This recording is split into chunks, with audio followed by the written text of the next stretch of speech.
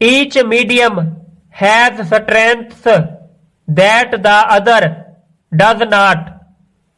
हर एक जरिया अपनी खूबियां रखता है जो कि दूसरा जरिया नहीं रखता. Each makes use of strong points that the other lacks.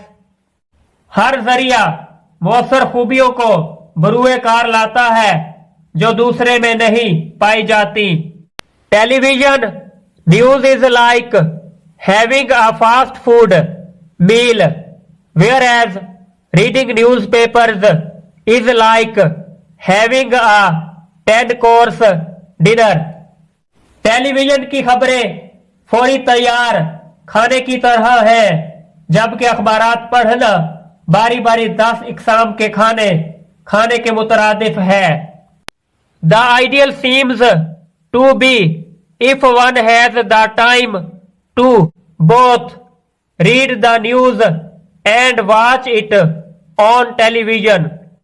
मिसाली बात यह दिखाई देती है कि अगर किसी के पास वक्त हो तो खबरें भी पढ़े और टेलीविजन पर भी देखे.